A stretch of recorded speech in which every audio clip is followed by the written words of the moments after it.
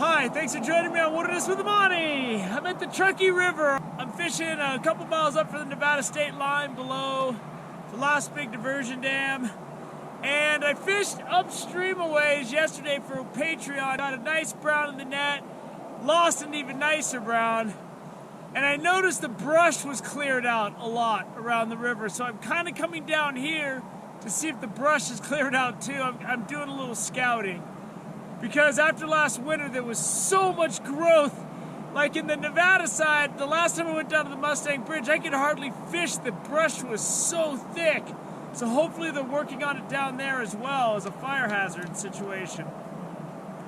So it's November 15th, and the river is artificial barbless zero bag limit now, down here.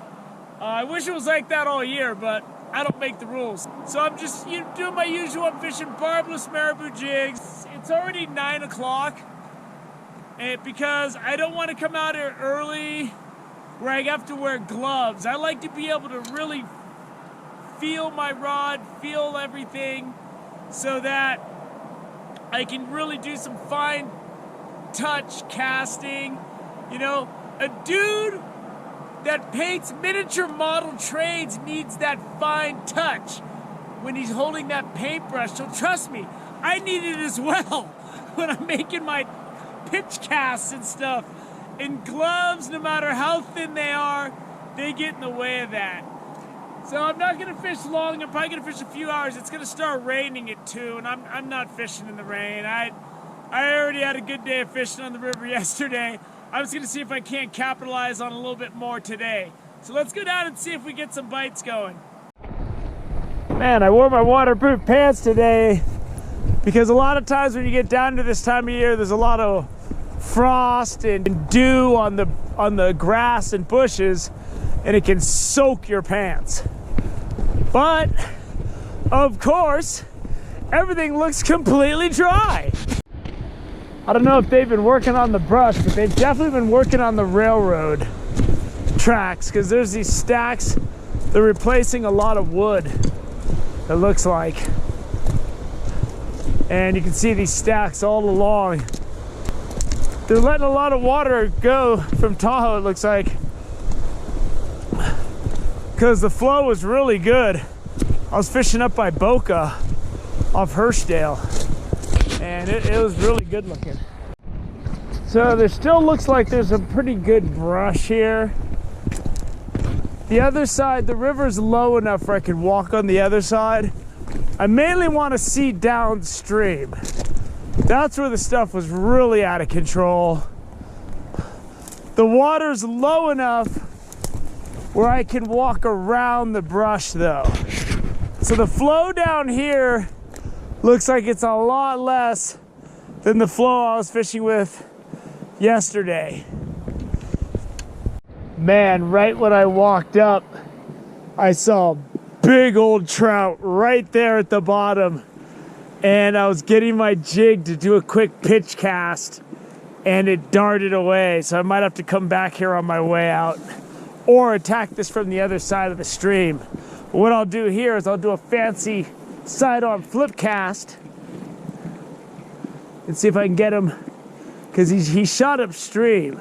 The flow's a lot lower than I expected, and seeing that big trout run away when I was nowhere near the water kind of sets the parameters of what I gotta do, which is I gotta cast from a distance. I can't get close.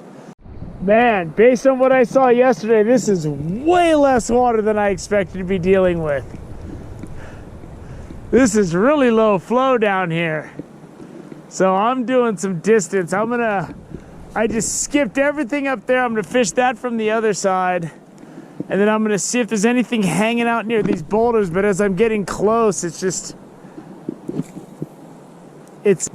really hard to approach the water. I just saw another fish speed off, and it was only like a 12-incher, so I don't even think I'd want to get my hands wet for that fish. Whenever you can walk along the river like this, in this section, it's low.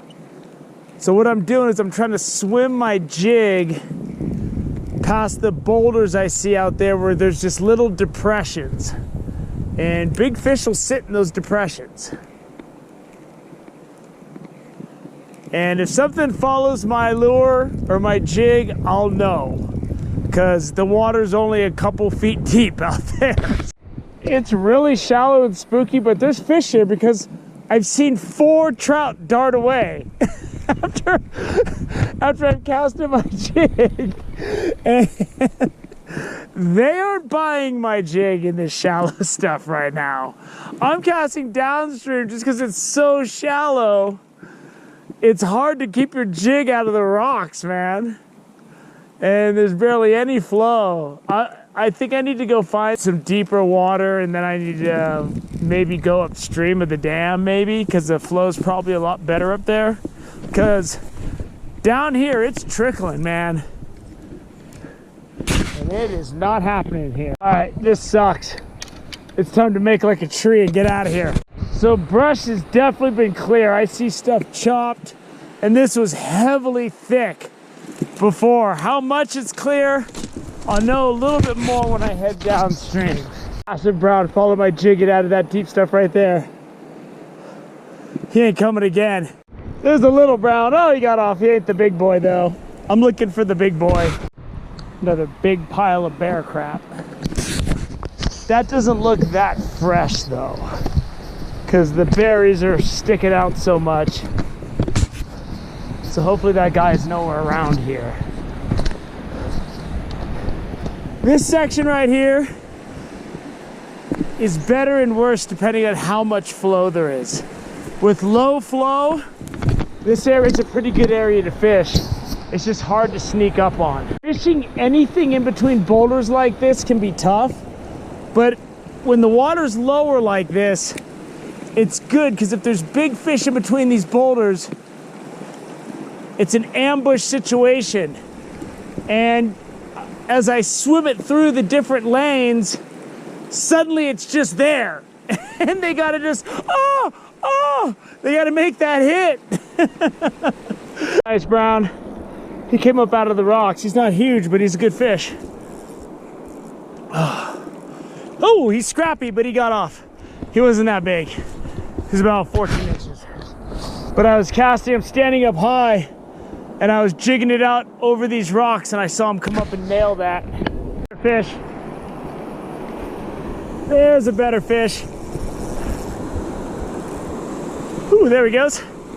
Come on, get up over these rocks, buddy. He's under the rocks. He's under the rocks. No rocks, man. There's like this rock wall under the water. Whew. The rock wall's doing everything it could to give me a hard time with this hard fighting rainbow, and I don't want a hard time. I want the rainbow in the net. You can't even fish these holes when the water's really rushing, because you can't get close to where the water's coming in. But this guy was sitting right there. All right, let's take a good look at him, get him back in. That is a beautiful rainbow right there. And he's ready to go home. There he goes. Woo, he shot off. So he was right in that white water. And I did a long cast all the way across to all the inflow, and he was right there. Ooh, there we go. We got another one. We got another one. See, it works. See, we got it here. 2 casts, 2 fish. Truckee River, thank you, baby. And this is a brown. And I just had to make that long cast. And accuracy is key. You got to get it real close into the white water so that when it flows out, you're right where the fish are waiting for food. That's a beauty. Nice brown trout. Oh, this water is cold. I'm getting a lot of small follows in the slow stuff, because the big fish, they're not going to go after this thing in that slow water usually. Sometimes they do. I'm just not used to seeing this much bear crap this far down from the Farad area. And this is what they're here for, and they're almost gone, so the bears are probably gonna be gone. They eat these red berries, and that's what all the berries are in their crap. But man, I don't want to be walking through this thick stuff and have a bear be sleeping or something. It's always the unexpected encounter where things can go ugly fast because the bear just reacts to you being there. There's always something about a train speeding by that makes you sense instant death. So I just want to take a look above the bridge and dam, and there's a lot more flow up here. This is looking a lot more like what I was fishing yesterday. I took something running my jig deep down this deep water, and it's a big rainbow. Nice rainbow. Ooh, that's a beautiful fish. If I can get him in the net. I don't think he knows I got him yet, because he's running around. I'm in a big, clear, slow section, and the rainbows in here, there's a lot of them, it seems like. There he is. That's a beautiful fish, man. You gotta fish deep and you gotta fish close to the bottom. Take a look at this thing. This is the fish of the day. I'm gonna let him sit in the net and cool off for a minute, even though he didn't fight that hard. But this fish is unbelievably beautiful. And I'm above the dam now in this faster water. So I like to let him sit in this big net and thrash around and get powered up. And he's ready to go. So I'm gonna wet my hands. Now I'm gonna show you this fish. Check out its gill plate, man. Look at the markings on that trout. That is an extraordinary rainbow right there. Oh my goodness. Get him back in the water. He's in there for the next guy or gal or kid. Whew. And today was rainbows. But I decided I'm gonna change the strategy, man. I saw that big brown. It was probably over 20 inches easy. And it chased my jig and I just ran out of water. I ran out of room, it ran out of room. I should have just left because I made one soft toss, but instead I sat there and made like 10 casts, just annihilating my chances.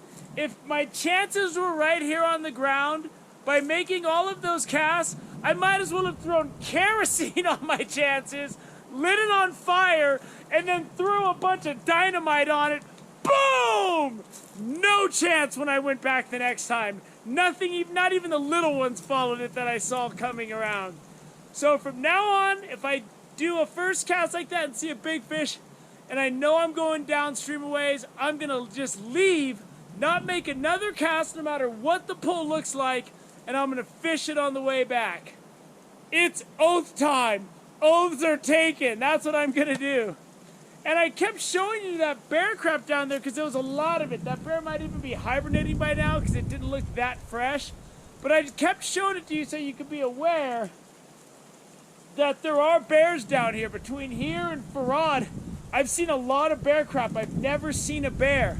But as you see my videos, I'm going through a lot of high brush. If I hit a viral video, I want it to be because, you know, I catch an extraordinary fish. Not because I get my arm torn off by a bear. I need my arms. You know what I'm saying? I mean, I guess I could put like a hook on there or something and maybe get a patch and go with the whole pirate thing.